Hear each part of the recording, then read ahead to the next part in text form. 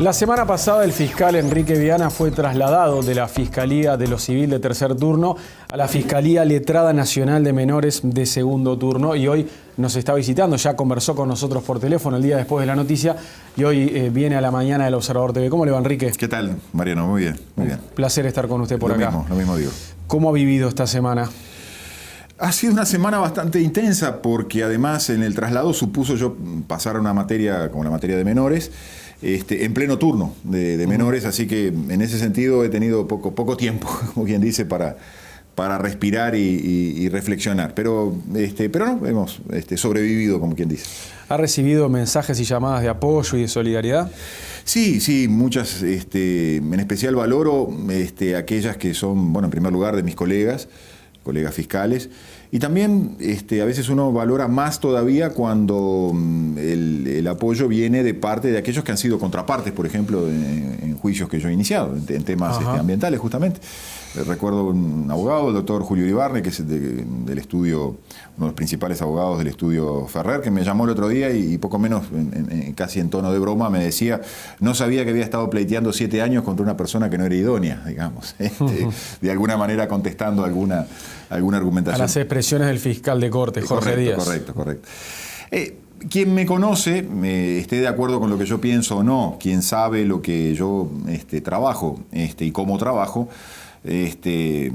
tiene todas las respuestas. Yo siempre digo que si yo no voy a hablar de mí mismo ni de las cosas que hago, ni me voy a elogiar frente a otros de las cosas que hago, porque creo que sería un acto de pedantería absoluto.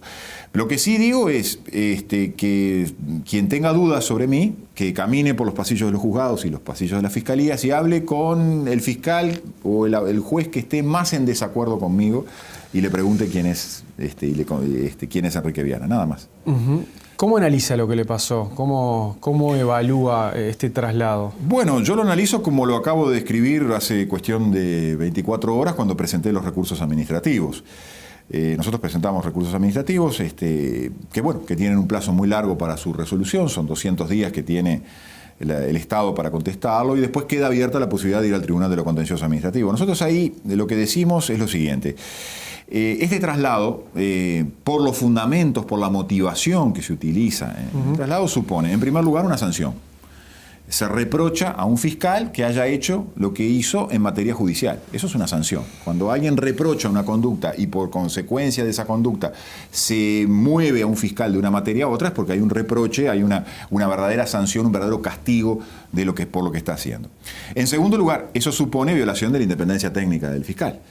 Porque el fiscal de corte es el fiscal ante la Suprema Corte de Justicia, pero no es el fiscal de corte en el asunto Dirox, no es el fiscal de corte en el tema de la plombemia, no es el fiscal de corte en los temas de protección de los derechos humanos. Él es el fiscal ante la Suprema Corte de Justicia. Cuando el expediente llega a la Suprema Corte de Justicia, él emite un dictamen que la Suprema Corte de Justicia puede seguir o puede no seguir, pero no es el fiscal en cada una de las causas, porque ahí cada uno de nosotros, en nuestra jurisdicción, en nuestra materia, somos el Ministerio Público, tanto como el fiscal de corte es el Ministerio Público ante la Suprema Corte de Justicia. Es una violación de la independencia, pero además, y como tercer aspecto, enganchado digamos con esto es una medida ejemplarizante. No hagan lo que el fiscal Viana hace porque si no van a correr la suerte del fiscal Viana. Y a esto yo le paso raya y termino concluyendo lo siguiente, algo que venimos denunciando desde hace muchísimo tiempo, que hay una intención política por hacer desaparecer la independencia técnica de los fiscales, la independencia técnica individual de los fiscales. Contrariando lo que dice el artículo 168 de la Constitución, que cuando habla de los fiscales letrados de la República. Eso lo dice desde 1934 con un solo propósito, decir los fiscales no son del gobierno, los fiscales son de la República y por eso para designarlos se necesita una mayoría especial en el Senado, en fin, un cumplimiento de una serie de requisitos. Hoy vamos a un camino donde sin modificar la Constitución se quiere ir a un sistema de lo que se llama fiscal general y fiscales delegados, donde lo que va a mandar es la voluntad de un magistrado único, de un fiscal todopoderoso, supremo y absoluto, que es ese fiscal general del que tanto se habla, pero que todavía no está establecido en la Constitución de la República. ¿Usted está de acuerdo con eso? No, estoy en absoluto desacuerdo y lo vengo diciendo, y esto es también castigo por decir que no estoy de acuerdo con eso. ¿Se lo veía venir, Viana, el traslado? Los traslados son siempre posibles. Tome agua, tranquilo. Sí, los traslados son siempre posibles. Bien. Y usted aparte... Los cambios de materia son siempre posibles.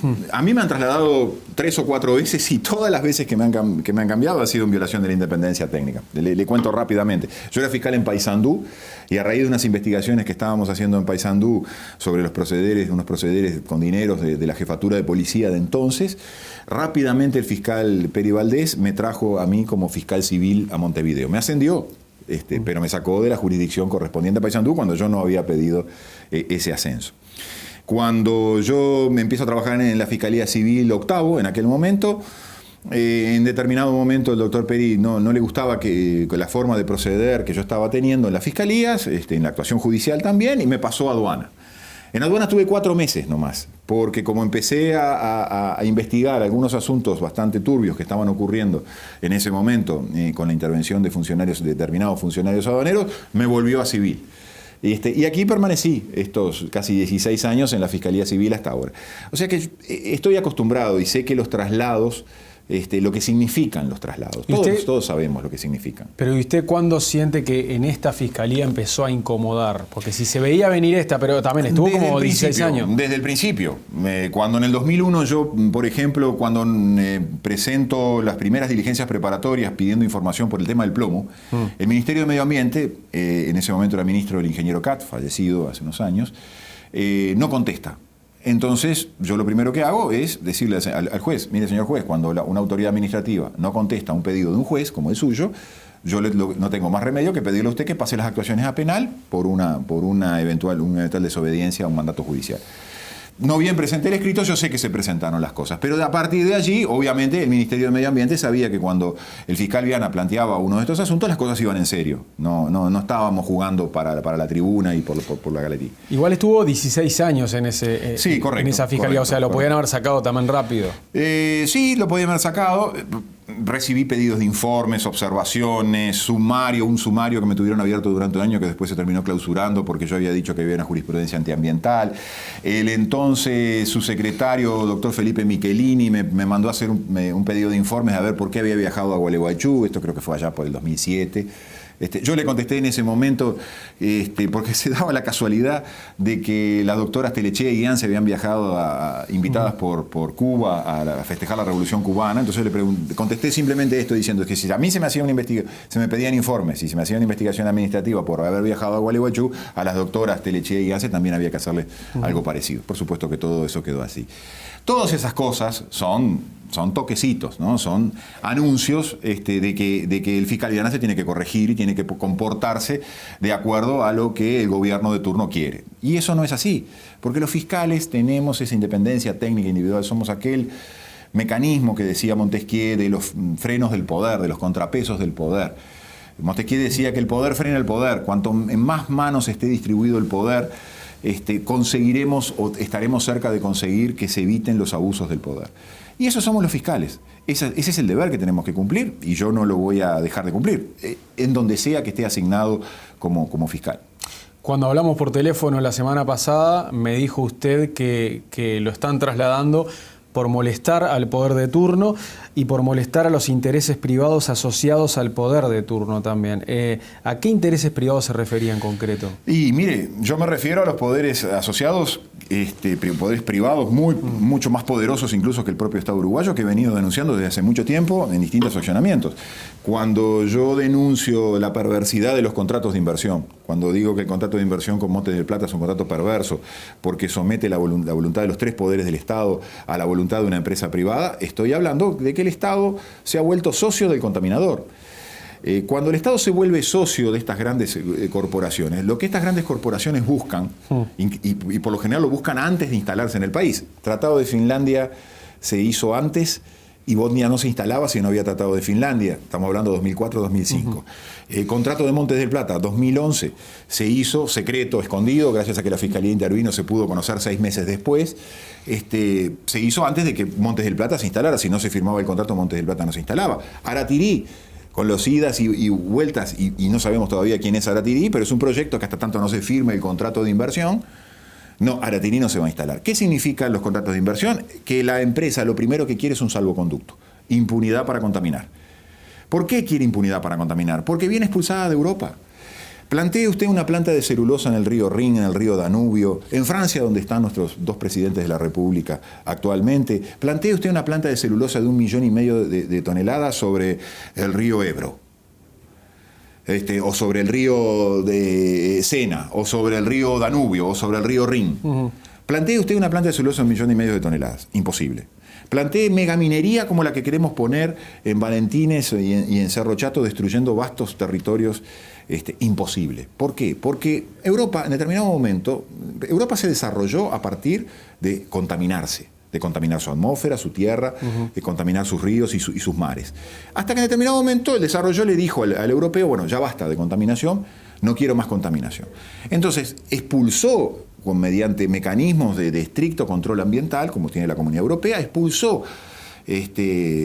dócilmente, si usted quiere, a esas grandes empresas a que vinieran al sur. Y esas empresas se están instalando en el sur. Y acá las dejamos venir por dinero, porque no sirve económicamente. Acá las dejamos venir por necesidad. En algún momento creo que el presidente Vázquez con Bodni habló de la imperiosa necesidad de las inversiones. Pero las dejamos venir en condiciones en las cuales le decimos, mira, la planta de celulosa que tenía Bosnia de 300.000 toneladas allá sobre los mares del norte, no, acá te vamos a dar una planta de celulosa 1,5 millones de toneladas sobre un río interior como el río Uruguay. No hay en el mundo plantas de celulosa de 1,5 millones de celulosa sobre un río interior. Y además te vamos a dar exoneraciones totales, te vamos a colocar en zona franca, cosa que tú no pierdas tanto dinero por el transporte del producto de la celulosa a otra parte del mundo. Igual, ¿usted confía en el trabajo de la Comisión del Río Uruguay, de la comisión que está controlando si hay un impacto ambiental o no? Porque por ahora no hay pruebas de que haya generado impacto. Yo te contesto con la siguiente cosa. ¿Qué trabajo? Si no conocemos el trabajo. Pero se mantiene secreto. Pero desde la CARU llegan distintas visiones. Por ejemplo, la CARU mantiene en secreto judicialmente. La delegación uruguaya dice que pero no muestran los documentos. ¿Por qué no muestran los documentos? Los argentinos dicen que porque Uruguay no los quiere mostrar. Los uruguayos dicen que porque los argentinos no los quieren mostrar. Pero no nos muestran los documentos. Mariano López, Enrique Viana, dos ciudadanos comunes, queremos ver los documentos. ¿Por qué no se informa? Nosotros pedimos judicialmente en el expediente de Bodni en su momento que se mostraran los documentos. El Ministerio de Medio Ambiente hizo cuanta cosa posible para que ese pedido no caminara. No nos contestó. La CARU no nos contestó. No nos quiso aportar toda la documentación, toda la información. Cuando eso pasa, uno tiene derecho a sospechar dos cosas. Lo que pasa siempre con todos los secretos, llamemos contratos de inversión, llamemos informaciones escondidas, llamemos lo que llamemos. Cuando se esconde, cuando se trabaja en la clandestinidad, cuando no se le muestra a la ciudadanía los documentos que son públicos y que le pertenecen a la ciudadanía, podemos sospechar dos cosas. Hay vergüenza de mostrar lo que no se quiere mostrar, y se están causando daños a terceros. Y eso es lo que está pasando. Entonces, nosotros tenemos que insistir con esta idea. En una república no hay lugar a secretos y a confidencias. No hay lugares a contratos de inversión. Por supuesto que no los hay. Pero no lo digo yo. Lo dice un documento de Naciones Unidas que habla de los contratos, state contracts, lo llama, de los contratos de Estado, un documento de la UNTAD que cualquiera que lo busque en Google lo puede encontrar, que es muy interesante, es un análisis objetivo de los contratos de inversión, pero llega a decir, hay contratos de inversión que son violatorios de la soberanía nacional de los Estados. Esos son los contratos de inversión que hemos firmado nosotros. Viana, si efectivamente este traslado es, como dice usted, un mensaje aleccionante para otros fiscales y también para jueces, porque los jueces también inciden en el proceso, obviamente, y toman la decisión. Si efectivamente esto es así, ¿no es muy preocupante que estén aleccionando a otros fiscales diciéndoles, bueno, mira que si actúas como Viana, ¿ya sabes cuál es tu futuro? Por supuesto que es muy preocupante. Y esa es mi mayor fuerza, mi mayor intención por divulgar todos estos hechos. ¿Tiene colegas que piensan como usted? Tengo colegas que piensan como yo y tengo colegas que no piensan como yo. Dos ejemplos de eso. Hace 2 años la Asociación de Fiscales, que nuclea un número importante de fiscales, la directiva de la Asociación de Fiscales dijo que los fiscales que estaban dispuestos a recibir instrucciones. Un fiscal que está dispuesto a recibir instrucciones no es un fiscal independiente. Hace cuestión de un mes, en una conferencia organizada por la Fiscalía de Corte, con el señor fiscal de Corte a su lado, el doctor Gonzalo Fernández dijo que los fiscales no tenían que alarmarse de recibir instrucciones. insisto, fiscal sometido a instrucciones no es un fiscal independiente. No es un fiscal letrado de la República. Pasa a ser un fiscal de gobierno, pasa a ser un fiscal delegado, un agente fiscal de ese fiscal general, pero no es un fiscal independiente, un fiscal letrado de la República. Y ahí tú mencionaste el tema de los jueces. El tema de los jueces es más indirecto todavía, pero es muy importante. Cuando tú dominas el Ministerio Público, dominas a los fiscales, y los fiscales son la única puerta de entrada de un proceso penal, que es lo que vamos en el nuevo Código del Proceso Penal, tú dominas las decisiones de la justicia. Tú decides, fiscal único, fiscal general, fiscal absoluto, quién va preso y quién no va preso en el Uruguay. Eso es demasiado poder. Eso va contra lo que decía Montesquieu, con aquello de distribuir el poder entre la mayor cantidad de manos posibles. Es un regreso, como dice Luigi Ferrajoli, un insigne jurista italiano, que ha estado acá en el Uruguay. Son las tentaciones del poder único. El poder único nunca fue derrotado, el poder despótico, el poder absoluto nunca fue derrotado. Desde la monarquía, cuando Montesquieu, Voltaire y Beccaria escribían estas cosas escondidas, las escribían a escondidas porque los perseguían, escondiéndose en algún castillo de algún señor feudal que los protegía. Pero si no, no podían escribir. Algunos escribían con seudónimo, por el miedo que tenían, porque estaban plantando las bases de una revolución contra el poder único. Bueno, el poder único no fue derrotado, y el poder único vuelve por sus fueros muchas veces durante la historia. Y ahora estamos viviendo lo mismo. Cuando vamos a un sistema de fiscal único, con una pirámide donde todos los demás tienen que obedecer lo que él dice, o tienen que ir a pedirle permiso para hacer las cosas, o cuando uno que no hace lo que tiene que hacer, lo sancionamos y lo sacamos para un costado, bueno, estamos volviendo al poder único, no hay muchos secretos en esto.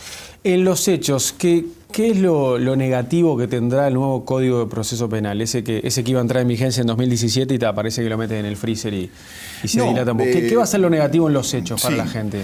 Una pequeña corrección, porque es cierto lo que tú dices. Es un código que entraría en vigencia en el 2017, no podemos saber qué va a pasar de aquí al 2017. Ahora parece que no. Parece que hay un proyecto presentado que lo parte a la mitad y deja sin efecto hasta el 2019 y ad eternum la parte más importante, la que nos banderearon y nos dijeron que era lo mejor. Juicio oral y público. No va a haber juicio oral y público. Sí. Pero ¿qué es lo que se mantiene y qué es lo más peligroso de todo? Fiscales delegados, agentes fiscales bajo el mando de un fiscal general haciendo presumario penal, investigación penal exclusivamente, sin un juez delante, en las comisarías. Toda la investigación la comanda ese fiscal. Sí, en dependencias policiales, en las comisarías. Yo lo digo y sé que esta frase puede incomodar a muchos, y tengo amigos policías que me entienden perfectamente y saben lo que quiero decir. Cuando un fiscal, un juez o quien sea va a una comisaría, no manda. Manda el que lleva el revólver al cinto. Vamos a empezar por ahí. ¿Pero eso sigue pasando? Por supuesto. Mariano, cualquiera de nosotros que ha estado en una comisaría, de un lado o del otro lado del mostrador de la comisaría, sabe lo que es una comisaría. Te hace sentir el rigor, decís, porque estás ahí, en la casa de ellos. Pero es que entrar y salir del calabozo es lo natural. Cuando tú llegas a una comisaría, lo primero que hacen es llevarte al lugar de detención, por una razón lógica y justa, para que no te escapes. Acá vamos a tener fiscales trabajando con individuos que están entrando y saliendo de calabozo. Que alguien me dirá, ¿en los juzgados hay calabozo? Sí, en los juzgados hay calabozo, pero el juzgado es un recinto imparcial. Eso, aquello que vuelvo con el tema de los señores feudales, parece que estoy obsesionado con eso, aquello de los santuarios, ¿no? Cuando tú ibas a la iglesia era un supuesto santuario, donde nadie podía atacarse unos con otros.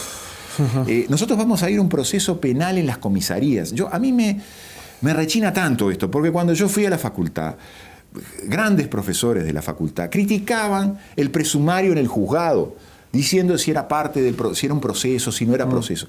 Pero yo resucitaría a alguno de esos grandes profesores, como el doctor Couture, como el doctor Arlas, como tantísimos otros, y les diría, pero señor, como el doctor Vescovi, ¿ustedes pudieron concebir alguna vez un proceso penal en una dependencia policial?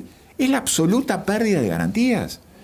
Y si a eso tú le sumas que ese fiscal que va a trabajar allí ni siquiera va a poder actuar con independencia técnica, porque va a estar bajo instrucciones, como acaba de decir el doctor Gonzalo Fernández, y como está establecido en el propio código. En el propio código hay artículos que hablan de las instrucciones que va a dar ese fiscal general a los fiscales. Yo, sinceramente, vuelvo a lo de Ferrajoli, que Ferrajoli critica este proceso penal con esas ideas que yo te mencionaba, incluso con este otro aspecto que también viene en el paquete completo, que es la negociación. negociación en la comisaría entre el fiscal y el indagado y la defensa. Entonces vamos a ir a un proceso por pactos, por acuerdos, donde lo único que va a hacer el juez es ratificar esos pactos, avalar, homologar esos pactos. Vamos a un juez homologador, que ni siquiera va a homologarlo ahora en una audiencia pública, que podía ser hasta algo teatral que te pudiera dar la sensación de alguna garantía, sino que se va a hacer como se viene haciendo ahora. Digamos, la investigación, la instrucción, se va a hacer en el recinto del juez, donde los periodistas no van a poder ingresar. Porque acá hay un gran temor también. El gran temor es cuando un periodista entra a un juicio penal,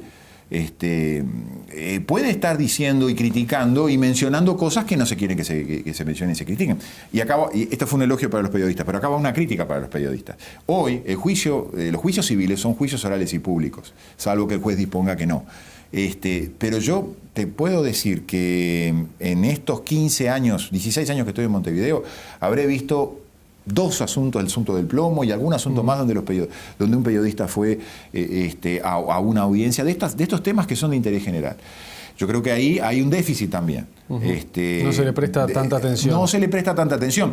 Y eso también conduce a que a veces las decisiones se tomen con absoluta liviandad y nadie va a comentar esta decisión. ¿Somos más de ir atrás del título, dice usted? Sí, más del título, pero no, del título inicial. Y los procesos judiciales son procesos, justamente, son un itinerario de hechos y de sucesos y de contradicciones.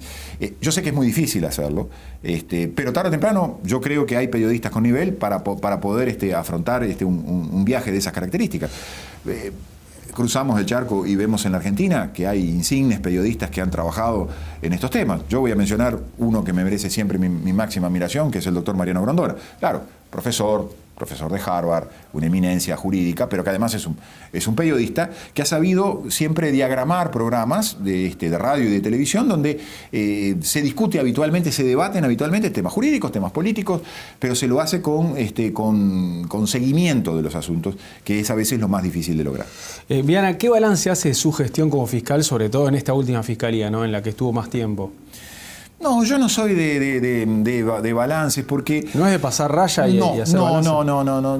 A mí me pasa una cosa que curiosa, que hasta tendría que hacerme analizar de repente por algún médico.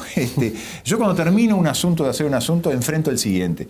Y si me preguntás a las pocas horas qué fue lo que dije en el asunto anterior, tengo que ir a buscar los papeles de vuelta. Porque no retiene mucho. Porque no hago el esfuerzo por retener, porque parto de la idea que la cabeza tiene una capacidad limitada de retención de circunstancias.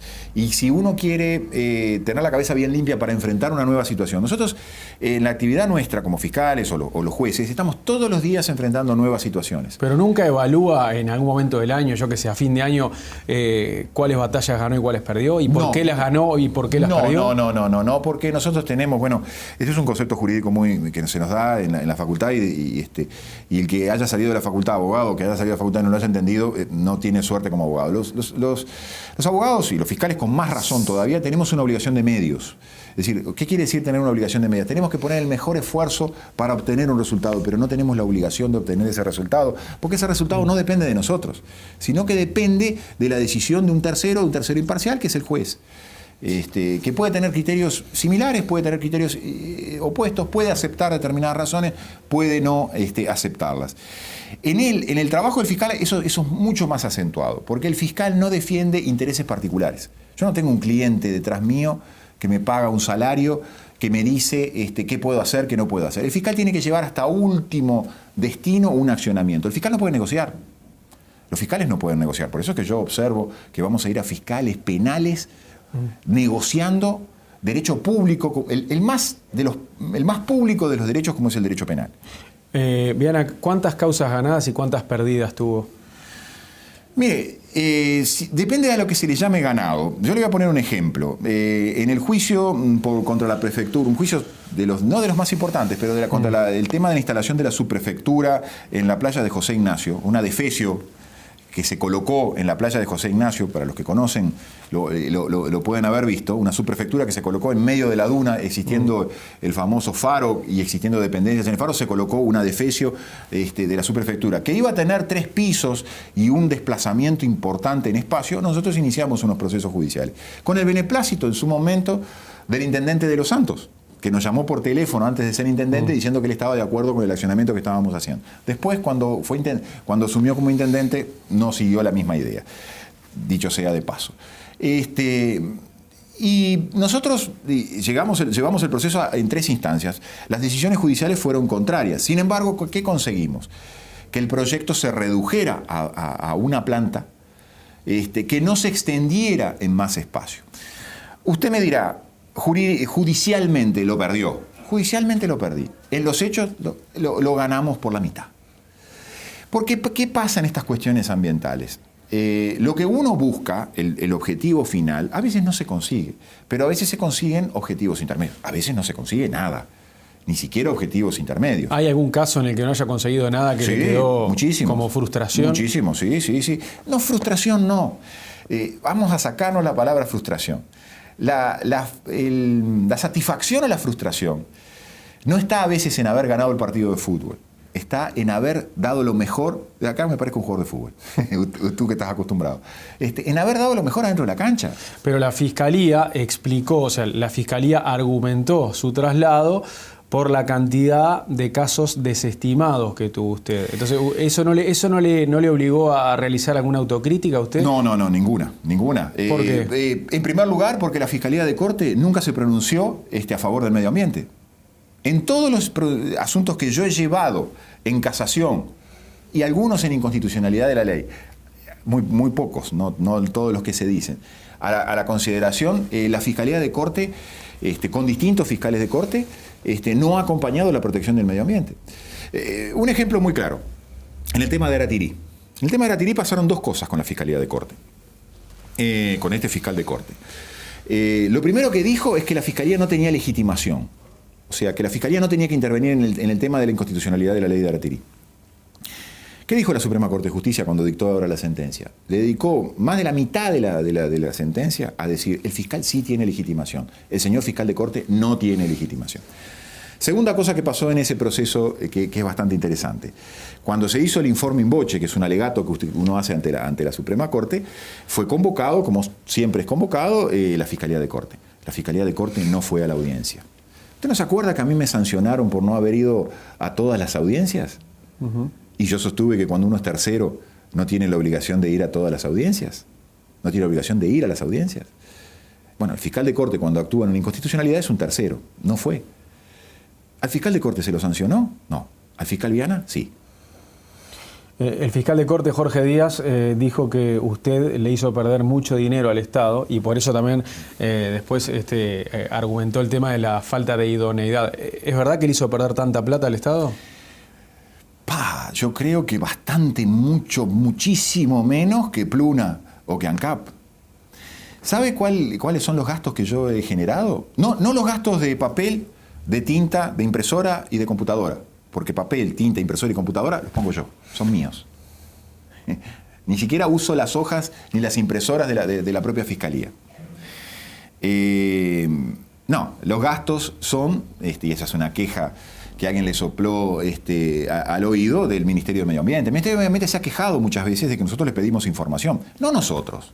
Yo le pido a un juez, señor juez, requiera la información al Ministerio. Y el señor juez dice, tiene razón el señor fiscal. Presente información, señor Ministerio de Medio Ambiente. Pero el Ministerio de Medio Ambiente, ¿cuál ha sido el gran gasto del Ministerio de Medio Ambiente? Fotocopias de algún expediente. Y ahora en los últimos tiempos ni siquiera fotocopias, cosas que nosotros hemos cuestionado, porque nos agrega la información en unos CDs. Tú sabes, Mariano, lo que significa información en un CD, a diferencia de información en un expediente. Cuando la información está en un expediente, está foliada, tú ves el íter de las decisiones, ves la interposición de escritos, de argumentos, en un orden cronológico. Cuando te agregan la información en un CD, eso no lo tenés. Esa garantía no la tienes. Bueno, ese es el gran gasto de CDs. Yo no tengo ningún problema. La próxima, lo que voy a hacer, si vuelvo a ser fiscal civil, voy a ir a comprar los CDs aquí al almacén de la esquina y le voy a llevar al Ministerio de Medio Ambiente para que ponga la información en CD. No, estoy hablando un poco para demostrar el absurdo y lo ridículo que es eso. Además hay una cuestión que va más allá de todo. Cuando se cuando se inician procesos judiciales en defensa de derecho público, de derecho que hace a intereses generales, como el derecho ambiental, como el derecho penal, como el derecho a la salud pública, como los derechos humanos de los niños y adolescentes, en todos esos casos los aspectos económicos tienen que ser ladeados hacia un costado, porque me imagino que la investigación del caso Pluna le ha provocado determinados gastos al fiscal penal que está investigando el caso Pluna. O la investigación del caso de ANCAP le está provocando determinados gastos al Estado cuando tiene que darle la información al fiscal. ¿Podrá llegar a un resultado o no?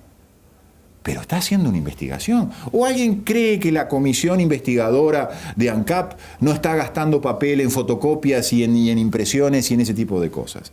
Pero caramba, eso es el ejercicio de la función. Para eso nos pagan, para cumplir con nuestra función. ¿Qué trato le han dado los gobiernos del Frente Amplio al Poder Judicial? Primera cosa, yo no integro el Poder Judicial. Nosotros integrábamos hasta el 31 de julio, si no recuerdo mal, el Poder Ejecutivo. Ahora integramos un servicio descentralizado, pero por reflejo, la suerte de los jueces es la suerte de los fiscales, desde el punto de vista de las remuneraciones. Vamos a hablar directamente claro. Sí, van atados ahí. Vamos atados, enganchados, como se dice habitualmente. No sé hasta ahora en qué situación nos encontramos. No me preguntes, porque no me la he puesto a estudiar y realmente sería lo último que estudiaría en estos días. Pero lo cierto es que la situación del Poder Judicial es muy mala. Lo han dicho los propios ministros de la Suprema Corte. No hay artículos previendo un presupuesto para el Poder Judicial en este proyecto de presupuesto.